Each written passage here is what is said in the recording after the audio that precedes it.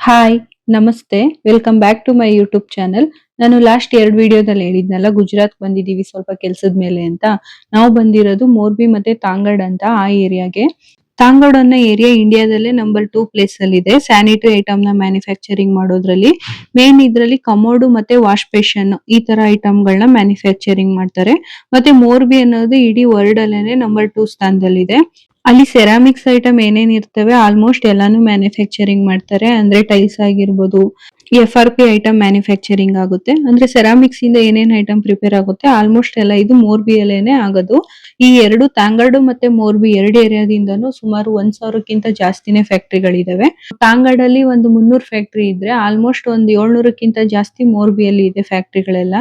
ಮತ್ತೆ ಇಲ್ಲಿ ಏನ್ ನೋಡ್ತಾ ಇದೀರಾ ಕಾಂಪೌಂಡ್ ಮೇಲೆ ಮತ್ತೆ ಈ ತರ ಹೊರಗಡೆ ಎಲ್ಲ ಇಟ್ಟಿದಾರಲ್ಲ ಈ ತರ ಐಟಮ್ ಗಳೆಲ್ಲ ಇದು ಸೆಕೆಂಡ್ ಕ್ವಾಲಿಟಿ ಮತ್ತೆ ರಿಜೆಕ್ಟ್ ಪೀಸ್ ಗಳಾಗಿರುತ್ತೆ. ಈಗ ಫ್ಯಾಕ್ಟರಿಲಿ ಏನಾದ್ರೂ ಮ್ಯಾನುಫ್ಯಾಕ್ಚರಿಂಗ್ ಮಾಡ್ಬೇಕಾದ್ರೆ ಒಂದ್ ಸ್ವಲ್ಪ ಡಿಫಾಲ್ಟ್ ಬಂತು ಅಂತಂದ್ರೆ ಅದನ್ನ ರಿಜೆಕ್ಟ್ ಮಾಡ್ತಾರೆ.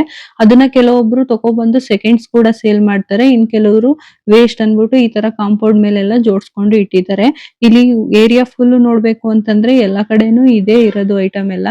ಮತ್ತೆ ಇಲ್ಲಿ ಸಣ್ಣ ಸಣ್ಣ ಮನೆಗಳಲ್ಲಿ ಕೂಡ ಇದೇ ಕೆಲಸ ಮಾಡ್ತಾರೆ. ಅಂದ್ರೆ ಪಿಂಗಾಣಿ ಐಟಮ್ಗಳು, ಗೊಂಬೆಗಳು, ಪಾಟ್ಗಳು, ತುಳಸಿ ಕಟ್ಟೆಗಳು ಎಲ್ಲಾನು ಮ್ಯಾನುಫ್ಯಾಕ್ಚರಿಂಗ್ ಮಾಡ್ತಾರೆ. ಮತ್ತೆ ನಾವು ಬಂದಿದ್ದು ಫ್ಯಾಕ್ಟರಿಲಿ ಪ್ರತಿಯೊಂದು ಸ್ಟೆಪ್ ಬೈ ಸ್ಟೆಪ್ ಐಟಮ್ ಯಾವ ತರ ಪ್ರಿಪೇರ್ ಆಗುತ್ತೆ ಅಂತ ಪ್ರತಿಯೊಂದು ಎಕ್ಸ್ಪ್ಲೈನ್ ಮಾಡಿದ್ರು. ಇಲ್ಲಿ ಏನು ಮೂಟೆಗಳು ಕಾಣಿಸ್ತಿದೆ ಇದೆಲ್ಲಾನು ಸ್ಯಾನಿಟರಿ ಐಟಮ್ ಪ್ರಿಪೇರ್ ಮಾಡೋಕೆ ಅಂತ ಇಟ್ಟಿರೋದು. ನಮ್ ಕಡೆ ಹಿಂಗೆ ಎಂ ಸ್ಯಾಂಡು, ಪಿ ಸ್ಯಾಂಡು ಮತ್ತೆ ಬೋಟ್ರಾಸು, ದಿಂಡು ಅಂತ ಕ್ರಷರ್ ನ ಯೂಸ್ ಮಾಡ್ಕೊಂಡು ಐಟಮ್ ನೆಲ್ಲ ಡಿವೈಡ್ ಮಾಡ್ಕೋತಾರೆ. ಅದೇ ತರ ಇಲ್ಲೂ ಅಷ್ಟೇನೆ ಆಲ್ಮೋಸ್ಟ್ ಎಲ್ಲ ಸ್ಯಾನಿಟರಿ ಐಟಮ್ ಯೂಸ್ ಆಗುವಂತ ಭೂಮಿನೇ ಇರೋದಿಲ್ಲಿ. ಫಸ್ಟ್ ಪ್ರೋಸೆಸ್ ಏನು ಅಂತಂದ್ರೆ ಇಲ್ಲಿ ಏನ್ ಪೌಡರ್ ಗಳಿದೆಯಲ್ಲ ಅದನ್ನ ಫಸ್ಟ್ ಗ್ರೈಂಡ್ ಮಾಡ್ಕೊತಾರೆ.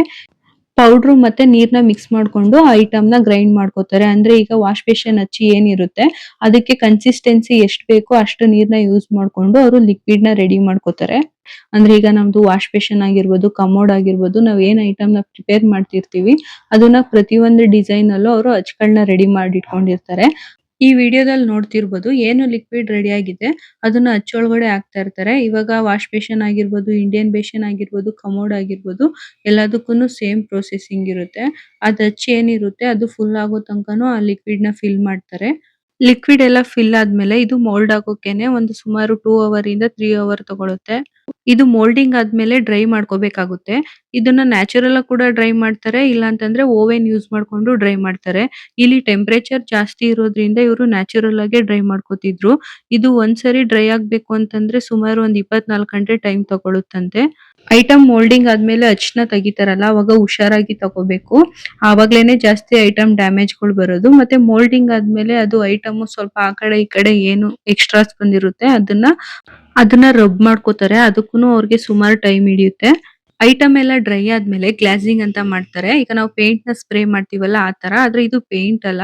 ಈ ಸ್ಪ್ರೇ ಏನಿರುತ್ತೆ ಅದು ಐಟಮ್ ಮೇಲೆ ಒಂದ್ ಕೋಟಿಂಗ್ ಫುಲ್ ಗ್ಲಾಸ್ ತರ ಕುತ್ಕೊಳ್ಳುತ್ತೆ. ಮತ್ತೆ ಇದು ವಾಟರ್ ಪ್ರೂಫ್ ಕೂಡ ಆಗಿರುತ್ತೆ.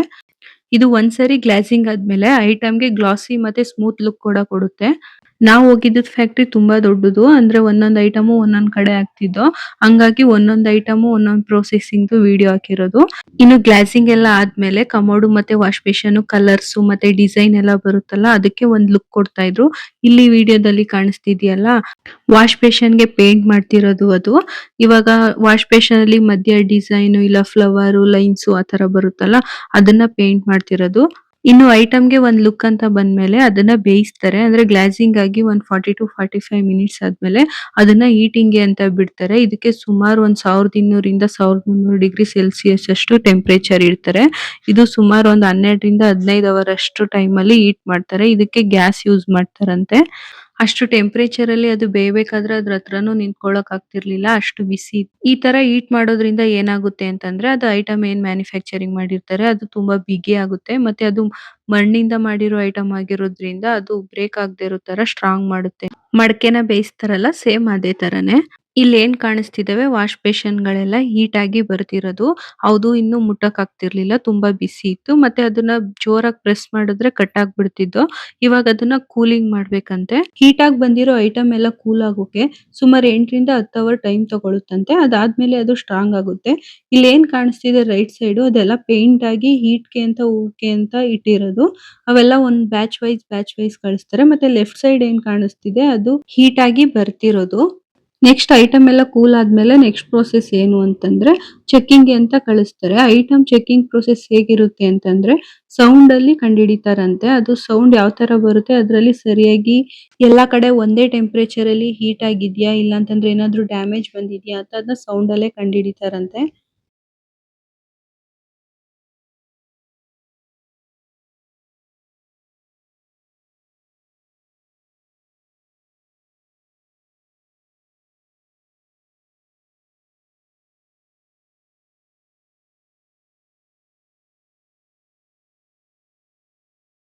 ನೆಕ್ಸ್ಟ್ ಕಮೋಡ್ ಐಟಮ್ ಆದ್ರೆ ಅದು ಕೂಲಿಂಗ್ ಆದ್ಮೇಲೆ ಅದನ್ನ ಡ್ಯಾಮೇಜ್ ಇದೆ ಇಲ್ವಾ ಅಂತ ಚೆಕಿಂಗ್ ಮಾಡ್ತಾರೆ.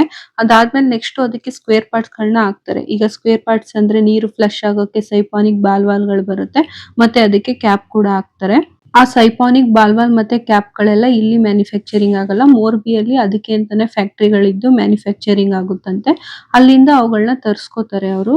ಕಮೋಡ್ಗಳಲ್ಲಿ ಇಂಪಾರ್ಟೆಂಟ್ ಆಗಿ ಸೈಪಾನಿಕ್ ವಾಲ್ಗಳನ್ನ ಬೆಸ್ಟ್ ಕ್ವಾಲಿಟಿ ಸೆಲೆಕ್ಟ್ ಮಾಡಬೇಕು.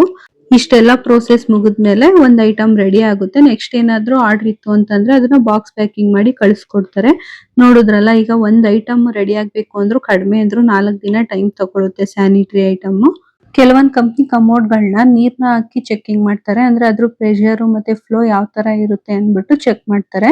ಮತ್ತೆ ಇಲ್ಲಿ ಆಂಜನೇಯನ್ ಮೂರ್ತಿಗಳನ್ನ ಕೂಡ ಮ್ಯಾನುಫ್ಯಾಕ್ಚರಿಂಗ್ ಮಾಡ್ತಾ ಇದ್ರು. ತುಂಬಾ ಚೆನ್ನಾಗಿತ್ತು. ಅವರು ಜಾಸ್ತಿ ಆಂಜನೇಯನ ಪೂಜೆ ಮಾಡ್ತಾರಂತೆ, ಹಂಗಾಗಿ ಅದನ್ನ ಮ್ಯಾನುಫ್ಯಾಕ್ಚರಿಂಗ್ ಮಾಡ್ತಿದ್ರು.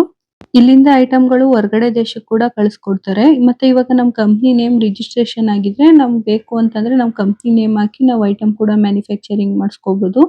ನೋಡಿದ್ರಲ್ಲ, ನಾವು ದಿನ ಯೂಸ್ ಮಾಡೋ ಐಟಮ್ ನ ಪ್ರಿಪೇರ್ ಮಾಡೋಕೆ ಎಷ್ಟೆಲ್ಲ ಪ್ರೊಸೆಸಿಂಗ್ ಇರುತ್ತೆ ಮತ್ತೆ ಎಷ್ಟು ಟೈಮ್ ತಗೊಳುತ್ತೆ ಅಂತ ನಂಗೆ ಗೊತ್ತಿರೋ ಅಷ್ಟು ವಿಷಯನೂ ನಿಮ್ ಜೊತೆ ಶೇರ್ ಮಾಡ್ಕೊಂಡಿದೀನಿ. ವಿಡಿಯೋ ಇಷ್ಟ ಆದ್ರೆ ನಮ್ಮ ಚಾನೆಲ್ ನ ಸಬ್ಸ್ಕ್ರೈಬ್ ಮಾಡ್ಕೊಳ್ಳಿ, ಲೈಕ್ ಮಾಡಿ, ಕಾಮೆಂಟ್ ಮಾಡಿ, ಶೇರ್ ಮಾಡಿ. Thank you for watching. Bye.